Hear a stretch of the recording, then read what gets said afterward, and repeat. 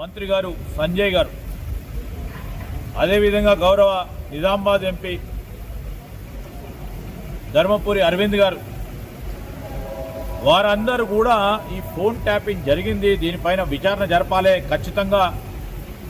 ఎవరైతే చేశారో వారిపైన చర్యలు తీసుకోవాలని,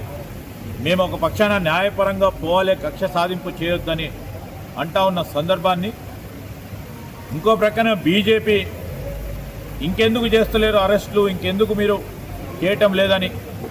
ఇంకా కూడా వారి కుటుంబ సభ్యులు వారిని విభేదించి వారి కుటుంబ సభ్యులు కూడా ఏ విధమైన ఈ ఫోన్ ట్యాపింగ్ విషయంలో ఏ విధమైన ఆరోపణ చేయటం జరిగిందో స్పష్టంగా ఈ రాష్ట్ర ప్రజలకు కనబడుతూ ఉన్నప్పుడు మేము ఈరోజు కూడా చెప్తా ఉన్నాం, ఎవరైతే ఈ నీచమైన పనిని ఒడగొట్టినరో అధికారులే కానీ ఇతరులే కానీ ఎవరి ఆలోచన పరంగా వీరు చేపట్టినరో అని విచారణ జరుపుతా ఉన్నాం. ఈరోజు ఎవరికి కూడా ఈరోజు కావాలని వారిని ఇబ్బంది పెట్టాలని,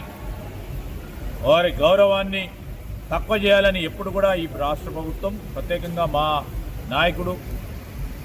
మేము కానీ ఎప్పుడు ఆలోచన చేయలేదు, చేయబోం కూడా. కానీ ప్రజలందరూ ఆలోచన చేయాలి. వ్యక్తిగత వ్యవహారాలకు సంబంధించి, వాణిజ్యం వ్యాపారానికి సంబంధించి,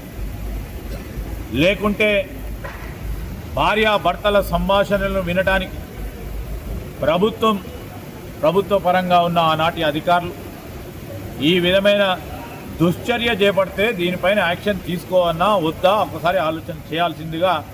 ప్రజలందరికీ కూడా మేము మనవి చేస్తూ ఉన్నాం. మేము స్పష్టంగా చెప్తా ఉన్నాం, ఎక్కడ ఎవరిపైన కక్ష సాధింపు చేసే కార్యాచరణ తీసుకోలేదు.